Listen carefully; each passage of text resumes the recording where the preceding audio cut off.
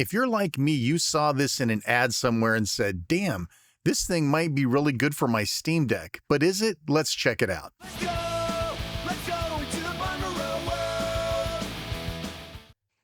All right, so this is the Satechi OnTheGo 7-in-1 Muiltiport.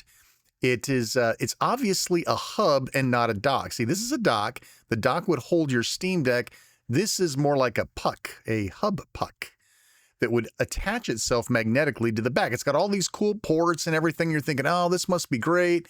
I could put this on the back of my Steam Deck and maybe I could do cool stuff with it. But maybe and maybe not.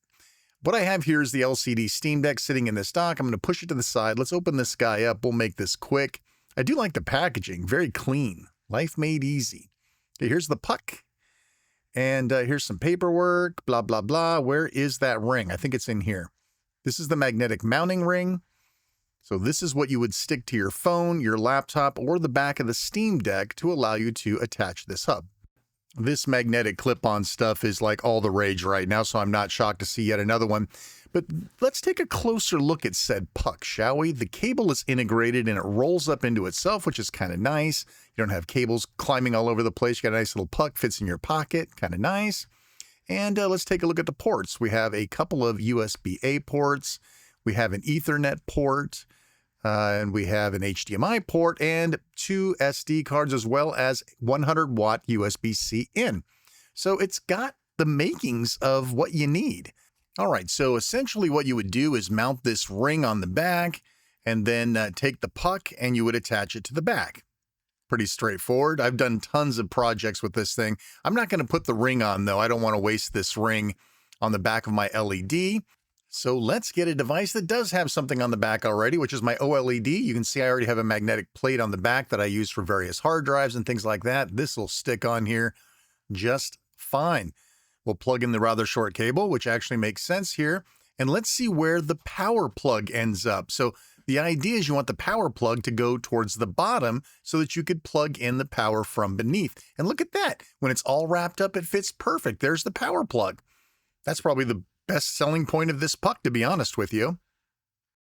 All right, so we need to do some power tests. You guys know I love to do power tests with these sort of devices. I have the Steam Deck 45-watt power brick right here. The idea is, of course, you'd plug it in. It would leave the power lead going down below, which is great. It redirects it to the bottom, which is what everybody wants anyway. And yeah, so you can set it on a dock of some sort. It could do a 3D printed dock, whatever, and it would work fairly well. And you can hold it and play it while you're doing it. But boy, how many cables can you plug in before that becomes uncomfortable, huh? All right, so we have to do our USB-C power meter test directly plugged in. So this should give us a maximum of 45 watts out of the brick. We have a high draw game and we're charging at the same time 44.27 watts. That's perfect. That's exactly what we want it to be. Now, most of these hubs drop 3 to 5 watts across them and more when you have additional peripherals plugged in. We have no peripherals plugged in. Let's see what sort of power pass through, what sort of power draw, I should say, we're going to get here. 34.33. So it's not asking for enough power to use the deck and charge it properly at the same time. So from a power perspective, we'll do this one more time just so you guys can see I wasn't kidding. It's not drawing enough juice to pass to the Steam Deck. So you're going to lose 10 watts across this guy. That kind of sucks, to be honest with you. 10 watts. Nutty. So yeah, I would think this would probably not be a great device for the Steam Deck. I mean, if you like the form factor, I guess, but I don't know. For some other device, like maybe your phone in a pinch or your laptop, this might be pretty cool. But yeah, 60 bucks for this guy. I paid it out of pocket. Nobody sent this to me.